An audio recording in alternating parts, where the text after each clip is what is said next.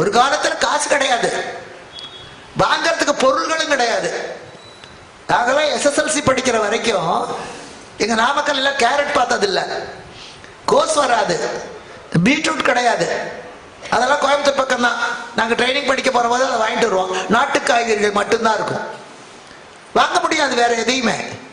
இப்ப போய் பாருங்க, யாருக்கால காலிஃபிளவர் படிக்க தெரியுதோ படிக்க தெரியலையோ காலிஃபிளவர் வாங்குறதே இல்லை. பீர்க்கங்காய் புடலங்காய் வாங்கினா நம்மள ஒரு மாதிரி பாக்குது.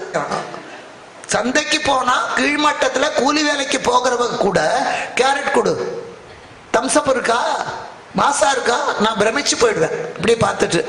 ஓஹோ, காலம் எவ்வளவு வேகமா மாறல, அழிவை நோக்கி போய்கொண்டிருக்கிறோம். அதனால இப்ப எவ்வளவு சம்பாதிச்சாலும் நமக்கு பத்தல. ஆனா நம்ம இந்து மதம் என்ன சொல்லி கொடுத்தது? அவரவருக்குரிய ஆச்சாரத்தை, அவரவருக்குரிய விதிமுறைகளை, அவரவருக்குரிய பக்தி நிலைகளை ஒழுங்காக அனுசரிப்பே. ஆனா உனக்கு சிந்தை செல்வம் என்பது சிந்தைக்கு நிறைவே, மனசுக்கு நிறைவு வேணும். லட்சக்கணக்கில் சம்பாதிச்சோம், கோடிக்கணக்கில் கடன் வச்சிருந்தே என்ன பிரயோஜனம்? லட்சக்கணக்கில் இப்ப சம்பாதிக்கிறாங்க, கடன் வாங்குறது கோடிக்கணக்கில். உன்னால ₹1 கடன் வாங்கினா திருப்பி கொடுக்கணுமேனு பயம் இருந்தது. இப்ப கடன் வாங்குற யாருக்குமே திருப்பி கொடுக்கணுங்கிற எண்ணம் சத்தியமா இல்லை. அதனாலதான் எங்க அப்பா சொல்றாரு, நீ கொடுக்குறியா அது திருப்பி வராதுன்னு நினைச்சுக்கிட்டு 5 or 10 கொடுத்துரு.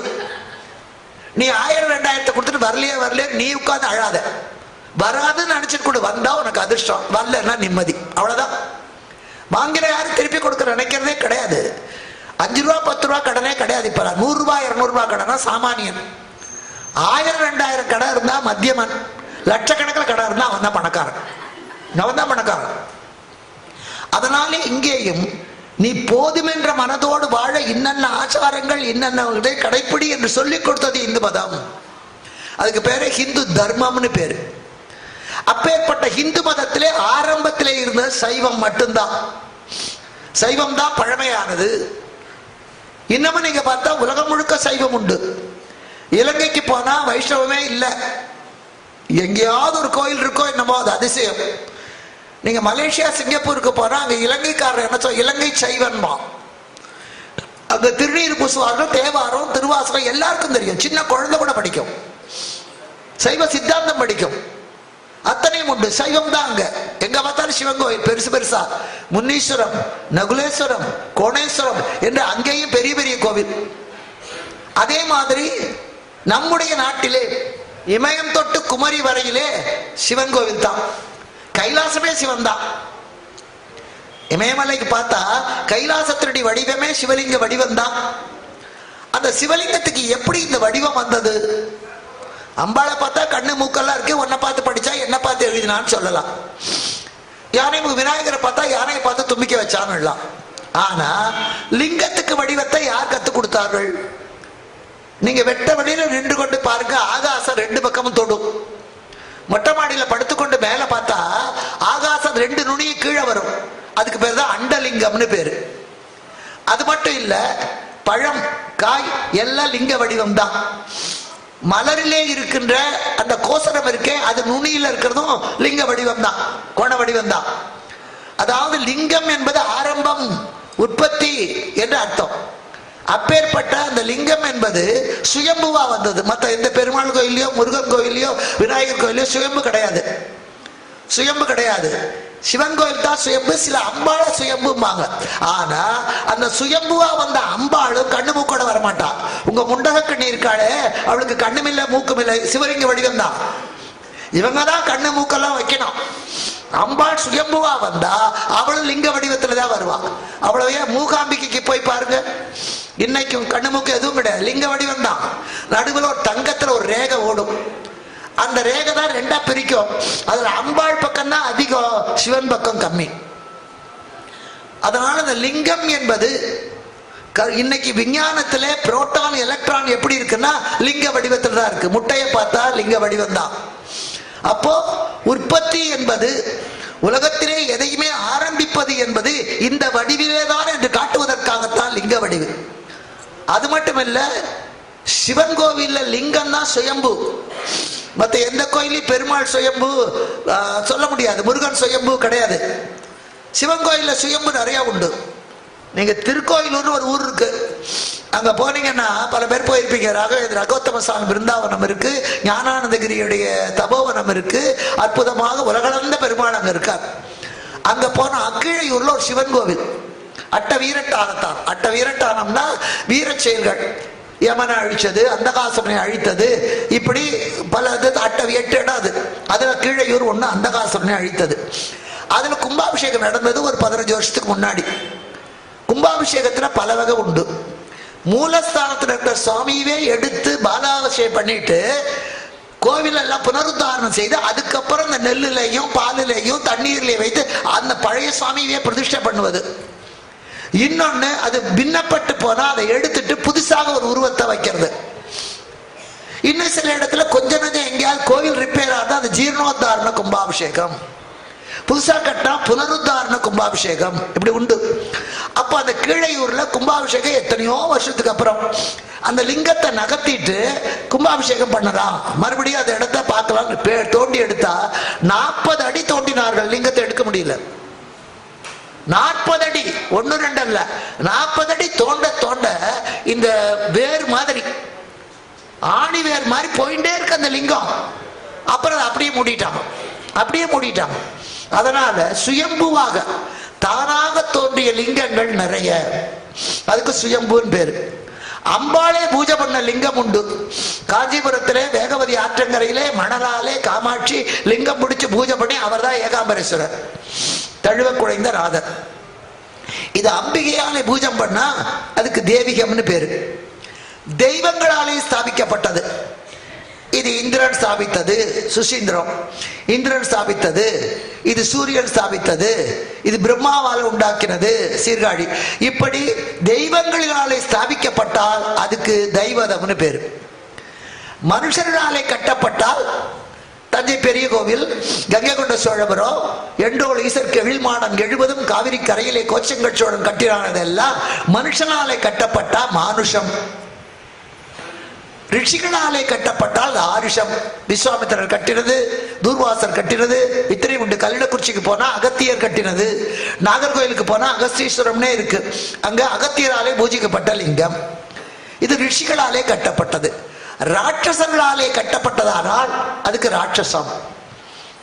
சிலவர்ல இருக்கிற திருகோணமலை, அது ராவண அவங்க அம்மாவுக்காக கட்டின கோவில். அது காலப்போக்கில் ராவண வெட்டுன்னு அங்க ஒரு இடம் இருக்கும், அந்த மலையவே வெட்டியிருக்க, அந்த லிங்கம் போயிடுது. இப்போ மறுபடியும் நர்மதையிலிருந்து கொண்டு வந்து ஸ்தாபித்து இருக்கிறார்கள். அது ரொம்ப வருஷம் ஆயிடுது. இப்பவும் அந்த கோணேஸ்வருக்கு தீபாரதனை காட்டுறதுக்கு முன்னால அந்த மலையில பாறை கொஞ்சம் அப்படி நீட்டிட்டு இருக்கும்.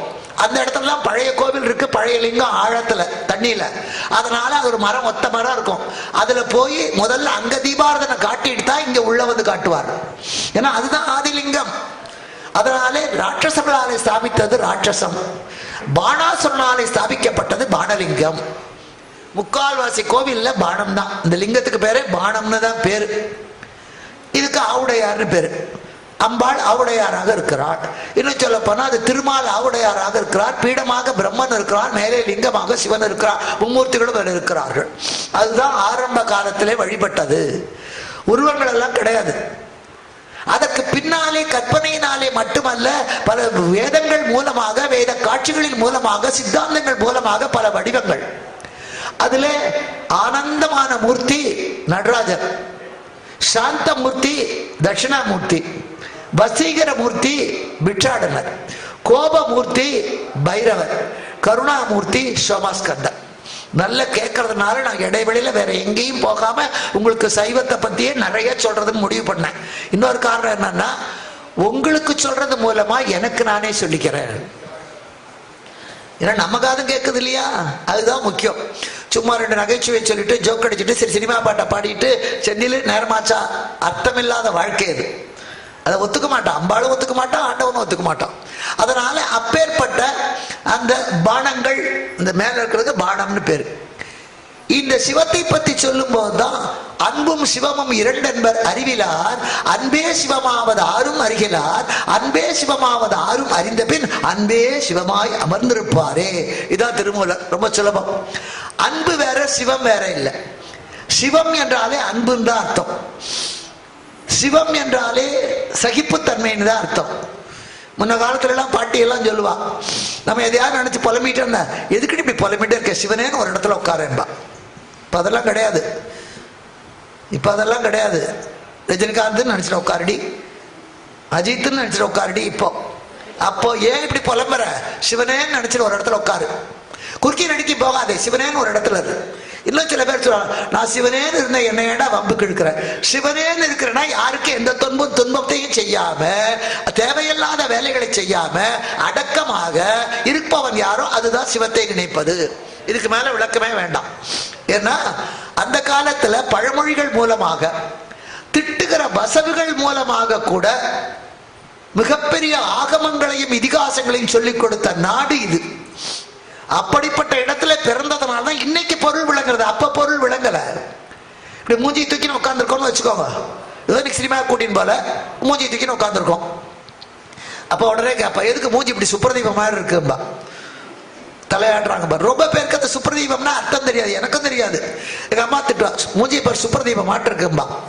அது வஞ்ச புகழ்ச்சி அடி. சுப்ரதீபம் அழகு, ரொம்ப லட்சணமா இருக்கு அப்படிங்கிறாலே. அப்ப லட்சணம் இல்லாததான் அப்படி சொல்லுவோம். ரொம்ப நீ பண்ற காரியம் ரொம்ப லட்சணமா இருக்குடி, அப்படி ரொம்ப அழகா இருக்கு நீ பண்றதுப்பா. அப்ப அது அழகா இருக்கிற அர்த்தம் இல்ல, அழகில்லாம இருக்கு என்று அர்த்தம். அதே மாதிரி சுப்ரதீபம் பாங்க. எனக்கு இது ரொம்ப நாள் புரியல. பாரதம் படிக்கிற போது அது புரிஞ்சுது. பாரதத்திலே ஒரு யானை வரும், மாளவ தேசத்து மன்னனுடைய யானை. அதுக்கு பேர் சுப்ரதீபம்னு பேரு. ஒவ்வொருத்தருக்கும் அங்க லட்சணம்னு ஒண்ணு உண்டு. எத்தனை உயரம் இருக்கணும், இடுப்பு சுற்றளவு எவ்வளவு இருக்கணும், கை எவ்வளவு நீளம் இருக்கணும். கை ரொம்ப நீளமா இருந்தா அவனுக்கு திருடன் பேரு, அவனுக்கு கை நீளண்டாமா. அதனால உண்டு எது எப்படி அங்க லட்சணம், சாமுத்திரிகா லட்சணம்னு பேரு இதுக்கெல்லாம். ஆண்டவன் அப்படிதான் வச்சான். ஒரு ஆணினுடைய கையும் ஒரு பெண்ணோட இடுப்பும் அளவு சரியா இருக்கணும். அப்பதான் அவன் இடுப்பை வளைச்சு பிடிச்சா சரின்னு அர்த்தம். அதுதான் ஜோடி. ரெண்டு கையால பிடிக்கிற மாதிரி சர்க்கஸ் கூடாத மாதிரி இருந்தா அது ஜோடி சரியில்லை, ஜோடி சரியில்லைன்னு அர்த்தம். அதே மாதிரி இந்த தோல் ஆணுக்கு உயர்ந்து இருக்கணும், தோல் ரெண்டு உயர்ந்து இருக்கணும், அப்படி சூப்பி போய் இருக்கக்கூடாது. ஏன்னா குழந்தையும் ஆண்கள் கிராமத்துல எல்லாம் பாத்தீங்கன்னா திருவிழா காலத்தை தோல்ல வச்சுட்டு தான் போவான். குடத்தையும் தோல்ல தான் வைக்கணும், அது தாங்கிறதுக்காக. நமக்கு தோல் உயரமா இருக்க கூடாது, தோல் வழிஞ்சு இருக்கும், இடுப்பு இப்படி இருக்கணும். அப்படி இருந்தா தான் இடுப்புல குழந்தையும் நிக்கும், குடமும் நிக்கும். இப்படி இருக்குன்னு வச்சுக்கோங்க, சர்க்கஸ் கூடாத மாதிரி வழுக்கிட்டு போயிடும். அதே அதுக்காகத்தான் அந்த காலத்துல நகைகளே சொன்னார். கழுத்துக்கு அடிக, கழுத்தை பிடிக்கும். கைக்கு காப்பு, கையை பிடிக்கும். காலுக்கு காப்பு, காலை பிடிக்கும். இடுப்புக்கு ஒட்டியானம். ஏன்? அந்த நகைக்காக வேண்டியாவது இழைப்போம். ஒட்டியான பத்தலடி கொஞ்சம் இழைச்சாத்தான், அழிச்சு பண்ண முடியாது, அழிச்சு நகையை பண்ண முடியாது. அதனால அடிக்க போட முடியல, கழுத்தை இருக்கிறது கொஞ்சம் இழைச்சுக்கோ, சரியா போயிடும். நம்ம அப்படியே சொல்றோம். சட்டை சின்னதா போச்சு, சட்டையா சின்னதா போச்சு. நாம வரலாட்டம் பெருத்து போய் சட்டை பத்தாம போனா சட்டை சின்னதா போச்சு. குழந்தை குண்டாயிடுதுன்னு சொல்ல மாட்டோம். குழந்தைக்கு பண்ணி போட்ட காப்பு 3 தடவை அழிச்சுட்டே காப்பு சின்னதா போச்சு. சட்டையும் சின்னதாகல, காப்பும் சின்னதாகல. அதெல்லாம் அப்படியே தான் இருக்கு. இந்த சின்னதாகிறது, பெருசாகிறது, தப்பாகிறது, ரைட் ஆகிறதெல்லாம் நாம போய் அது மேல பழிய போடுறோம். இந்த நகைகளுக்காக வேண்டியாவது உடம்ப அதே அளவா வச்சுக்குவோம் தான். அந்த காலத்துல அப்படி நகை. இப்பெல்லாம் இப்படி கேட்டா அப்படியே வருது வளையல். அப்படி போடக்கூடாது, இறுக்கிதான் போடுவோம், பண்ணக்கூடாது அந்த காலத்துல. இப்ப எல்லாம் கிடையாது. இப்ப சொன்னா நான் தான் பைத்தியக்காரி. அதனால அப்படின்னா கலர் கலரா வளையல், புடவைக்கு மேட்சா வளையல். அப்ப அதையே எப்படி போட்டுக்கிட்டு இருக்கிறது? அது அன்னன்னைக்கு கட்டித்தானே ஆகணும். அதனால வீட்டுக்கு வந்த உடனே வாசப்படியிலேயே இந்த கையும் கட்டி ஆயிடணும். ஜென்ஸாவது பரவாயில்ல, இது வரும்போதே இந்த கொசுவத்துல கை வச்சுருந்தான் ஆபீஸ்ல இருந்து வரும்போதே. ஏன்னா அது கசக்கி போயிடுமா. வீட்டுக்குள்ள நுழையும் போதே இந்த புடவையில ஒரு கைதான். உள்ள நுழைஞ்சோட அந்த மடிப்போட அதை எடுத்து ஒரு இடத்துல போட்டுட்டு, அதுக்கப்புறம் அந்த இரவு உரை இருக்கிறதே, அந்த இரவு உரை அதை நைட்டை மாட்டின்னு தான் உள்ள. கண்டிப்பா அவன் பாக்குறது இல்ல, பாவம் புருஷங்காரன் தப்பு. அவங்கிட்ட போய் சென்னை சில்க்ஸ்ல ரிடக்ஷன் போட்டிருக்கான், தீபாவளிக்கு டிசைன் வந்திருக்கு, வாங்க கூட்டின்னு போய் அவனை கடனை வாங்க வச்சு, தூங்க வைக்காம வச்சு அத்தனையும் வாங்கிட்டு வர வேண்டியது. அந்த புடவை அந்த புருஷன் பாக்குறானாங்கிறது எனக்கு ரொம்ப சந்தேகமா தான் இருக்கு. ஏன்னா காத்தால அவனை ஆபீஸ்க்கு அனுப்பிட்டு தான் இவன் வேலைக்கு கிளம்புவான். அப்ப அவன் போற வரைக்கும் நைட்டி, அவனை அனுப்பிட்டு எல்லா வேலையும் பண்ணிட்டு அப்புறம் மேக்கப் பிடிச்சிட்டு கடைசியில ட்ரெஸ். சாயந்தரம் வீட்டுக்கு வந்தோடனே அவுத்துட்டு மறுபடியும் நைட்டு. அவன் போற போதும் பாக்குறது இல்ல, வர்ற போதும் பாக்குறது இல்ல. ஊர்ல இருக்கிறவங்க தான் பாக்குறாங்க, வீட்டுல இருக்கிறவங்க பார்க்க. அந்த காலத்துல அப்படி இல்ல. சாயந்தரம் பாட்டியா இருந்தா கூட தலைமுடியை கோதிக்கொண்டு புடவையை அவுத்து கொசுவி அதை மறுபடியும் உதறி நல்லா கட்டிக்கோ. புருஷன் வர்ற நேரத்துல எதுக்கிட்டு இப்படி மூஞ்சி முகரையுமா இருக்க, அவன் அப்படியே திரும்பி போயிடுவான். அப்படியே திரும்பி இப்ப அவங்களுக்கு போறதுக்கு இடமும் இல்லை, உங்களுக்கு வேஷம் போட நேரமும் இல்லை. ரெண்டும் சரியா இருக்கு. அவங்களுக்கு உங்களை விட்டா கதி இல்லை, உங்களுக்கு அவங்கள விட்டா கதி இல்லை. சம்பளமே நீ 1 லட்சம் சம்பாதிக்கிற ஒன்னு அவன் விட மாட்டான், அவன் 1 லட்சம் சம்பாதிக்கிறான் அவனை நீ விட மாட்டான். அந்த பொருளாதாரம் தானே தவிர பொருளாதாரம் இல்ல. பொருள்தான் இப்ப ஆதாரம். ஆனா பொருளாதாரம்னா மனைவி, பொருளாதாரம் இல்ல, பொருள் ஆதாரமா இருக்கு. அதனால காரணம். அப்படி அன்றாட தத்துவங்கள் மூலமாக நீ புடவை கட்டுவது, பொட்டு வைப்பது, பூஜை பண்ணுவது, கோலம் போடுவது, அத்தனையிலேயே ஈஸ்வர பக்தியை வளர்த்தார்கள்.